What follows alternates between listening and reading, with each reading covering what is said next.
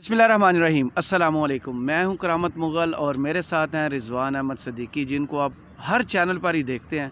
रिज़वान भाई बताइएगा, आज जो फ़ैसला आया है, कितने खुश हैं आप अंदर से कि इलेक्शंस होने जा रहे हैं? देखिए, इसमें खुशी, गमी, दुख की कोई बात नहीं है। बात असल है कि एक जंग लगी हुई थी एक अरसा से, 75 साल से। इस कौम के हकूक़ के ऊपर जो रातों रात हमले होते थे और नज़रिया ज़रूरत ज़िंदा हो जाता था, कभी सुप्रीम कोर्ट से, कभी हाई कोर्ट से, और मार्शल लॉ लग जाया करते थे 10-10 साल के लिए, 11-11 साल के लिए, 12-15, और मुशर्रफ आ गया, ज़िया-उल-हक आ गया। बेसिकली कोई दुख और इसमें तकलीफ़ की बात नहीं है। खुशी इस चीज़ की है कि किसी एक शख्स ने पहला कदम उठाया कि एक किरण आई अंधेरे गुप में, और उसने जो अंधेरा तो खैर ख़त्म नहीं हुआ, लेकिन जो अंधेरे का एक असर होता है ना, एक किरण पड़ने से वो ज़ायल हो जाता है। आपको यकीन है इलेक्शंस होंगे? सर देखिए, मैं अभी इसी तरफ आ रहा था कि अब इस आज की डेट के अंदर ये फ़ैसला आना ये भी बहुत अहम है। मतलब पीपल्स पार्टी जो आज इस सारे सिनेरियो पे मुखालिफ खड़ी हुई है। आज जुल्फ़िकार अली भुट्टो की शहादत का दिन था। मैं शहीद कहता हूँ उसको, लोग कहते हैं फांसी चढ़ गया, कुछ भी कहते हैं, लेकिन इस मुल्क का आइन बनाने वाला, इस मुल्क को नाकाबिले तस्खीर बनाने वाला, एटमी प्रोग्राम देने वाला जुल्फ़िकार अली भुट्टो, जो इस आइन की खातिर, इस मुल्क की खातिर फांसी चढ़ गया, लेकिन एक डिक्टेटर के पैर के अंदर नहीं गिरा। उसने माफ़ीनामा साइन नहीं किया जिस तरह नवाज शरीफ करके भागा था सऊदीया। उसने कोई ऐसी हरकत नहीं की जिससे लगे कि वो डर गया, क्योंकि इसी वजह से आज वो ज़िंदा है गरीब के दिल के अंदर। और उसके ऊपर, उसके मरने के बाद 40 साल पीपल्स पार्टी उसके नाम पर सियासत करती रही। लेकिन कल मुझे पता लगा, मैंने देखा कि जुल्फ़िकार अली भुट्टो का नवासा, बेनज़ीर भुट्टो शहीद का बेटा, शाह नवाज़ भुट्टो और मुर्तज़ा भुट्टो का भांजा खड़े होकर कहता है कि मुल्क में एमरजेंसी लगा दो, आइन को तबाह व बर्बाद कर दो, आइन को मुअत्तल कर दो।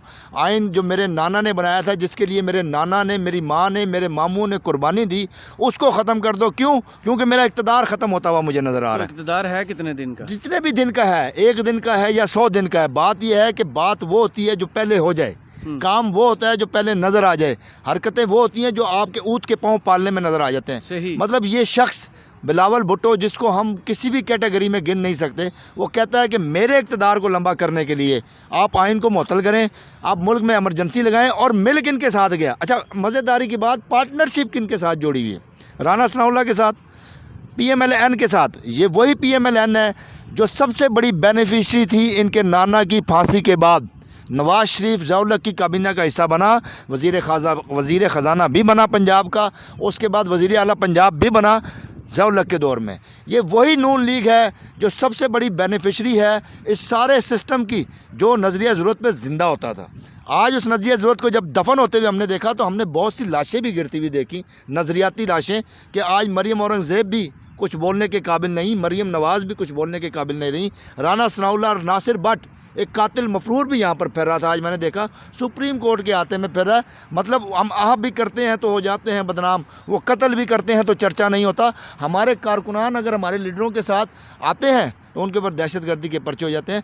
फिर देखना यह है कि जुल्फ़िकार अली भुट्टो का नवासा, बेनज़ीर भुट्टो का बेटा, बैठा किसके साथ है? उस नवाज शरीफ के साथ जिसने उस वक्त बेनज़ीर की बराना तस्वीरें एडिट करके हेलीकॉप्टर के ज़रिए फेंकवाई। ये वही नवाज शरीफ है जिसने बेनज़ीर को कहा कि कुत्तों को निलाने वाले लोग हमारे साथ मुकाबला करेंगे। ये वही शहबाज शरीफ है जो इसके बाप के बारे में, हालांकि इसके बाप की शख्सियत कोई इतनी अच्छी नहीं है ज़रदारी की, कहता था मैं इसका पेट फाड़ूंगा, मैं इसको सड़कों पे घसीटूंगा, मैं इसको लाड़काना के चौकों पे लटकाऊंगा, सिर्फ अपनी वजारत खारजा बचाने के लिए अवाम को ऑटो की लाइनों में लगाकर शहीद कराए, सिर्फ अपनी वजारत खर्जा बचाने के लिए अवाम को दर बदर जलील करे, 10 लाख वाला सेहत कार्ड ख़त्म करके 10 किलो वाले आटे की लाइन में लगाकर लोग शहीद हो जाएं, मर जाएं, इनकी माओ बहनों की चादरें उतर जाएं, बेपर्दा औरतें हो जाएं। खुदारा, मैंने कल भी यही दुआ की थी, आज भी यही दुआ करूंगा कि जिस शख्स ने हमारी माओं को, बहनों को, हमारी माएँ बहनें बेटी हैं जी, इनकी तो नहीं है क्योंकि इन्होंने तो एलीट क्लास है, सोने का चमचा लेके पैदा हुए हैं, लेकिन मेरी आज बदुआ है दिल से, रोज़े के अंदर असर और ज़ोर के टाइम के दरमियान में मैं ये बदुआ दे रहा हूँ कि जिन लोगों ने हमारी माओं, बहनों को, बेटियों को, बच्चों को, बुज़ुर्गों को आटे की लाइन में 75 साल बाद लगाया, 75 साल आज़ादी के बाद अगर हमने लाइनों में लग के आटा लेना था, या अल्लाह उनको गरक कर जिन्होंने इस मुल्क की पॉलिसियाँ बनाई। तो नवाज शरीफ तो कहते हैं कि आटे की लाइनों के आप रोना रो रहे हैं, इस कौम को कह रहे हैं कि अगर इलेक्शन हुए तो डॉलर 500 पे चला जाएगा, फिर क्या हालात हो? हाँ, ये तो बड़ी मतलब किस शख्स ने ये बात की? मियाँ मोहम्मद मियाँ नवाज तीन शरीफ बार को। के वजीर आजम। सर, मियाँ नवाज शरीफ को इकॉनमी का कुछ पता है? वो साग डार ही था ना, जो डॉलर 40 से 50-60 पे लेके आया। 1990 में चले जाते हैं ना, पीछे चले जाते हैं, थोड़े से और पीछे जाते हैं ना। इसाक डार किसका वज़ीर ख़जाना था? नवाज शरीफ का। मैंने कल भी एक इंटरव्यू में कहा था कि नवाज शरीफ का काम नहीं है इकॉनमी को देखना, नवाज शरीफ का काम है पिज़्ज़ा अच्छा किधर से मिलता है, पाए अच्छे कहाँ से मिलते हैं, निहारी कहाँ से मिलती है, हलवा पूरी कहाँ से मिलती है, उसका पेट भी देख लें और उसका साथ मुंह भी देख लें। ऐसे लगता है कि दिन रात खा खा के जो पल नहीं जाते जंगलों के अंदर और फिर गाड़ियों के नीचे आके मर जाते हैं, वैसे हुए में हराम खा के इस वक्त बाहर बैठ के डिक्टेट किसको कर रहा है? सुप्रीम कोर्ट को।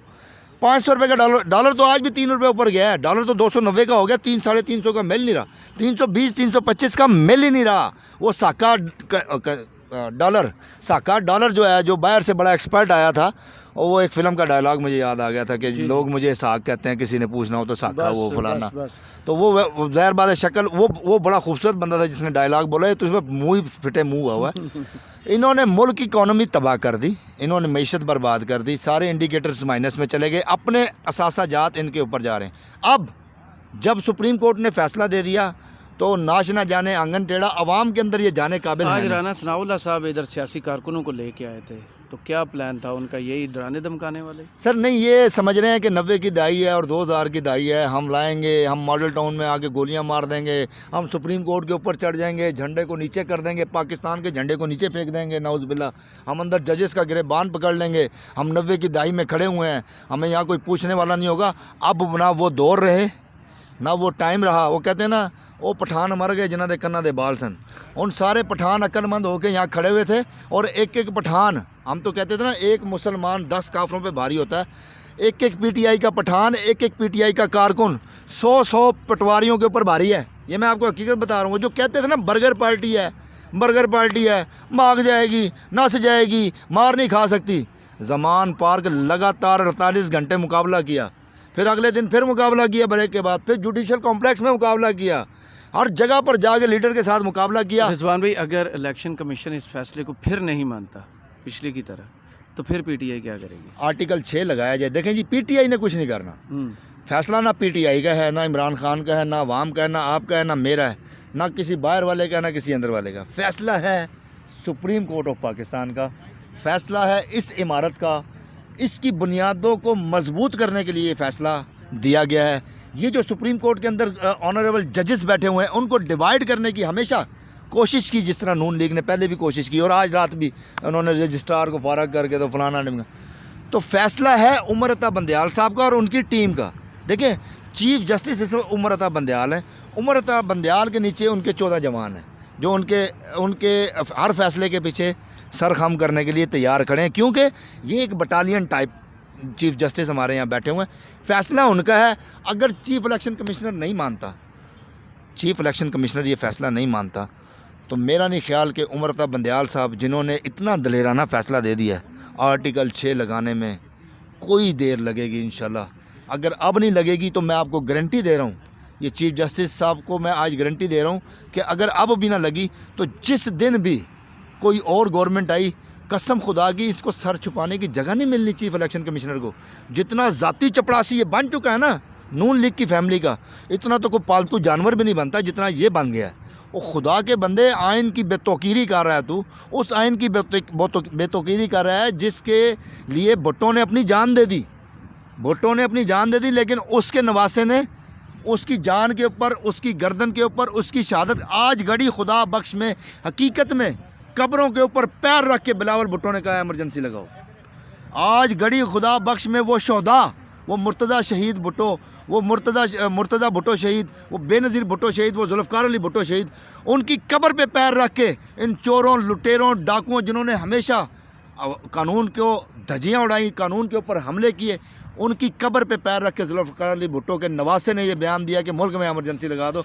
लानत है उस इक़्तिदार के ऊपर, लानत है ऐसी ऐसी वजारत ख़ारजा के ऊपर जो अपने नाना की कब्रों को टप के, उनकी गर्दनों को टप के, उनके सरों के ऊपर से टप के इस तरह की बात करने से बेहतर था कि आपको मौत आ जाती। चलें, बहुत शुक्रिया रिजवान अहमद सदीकी बात करने के लिए। कमेंट्स बॉक्स में ज़रूर बताइएगा ये वीडियो आपको कैसी लगी। इजाज़त दीजिए, अल्लाह हाफ़िज़।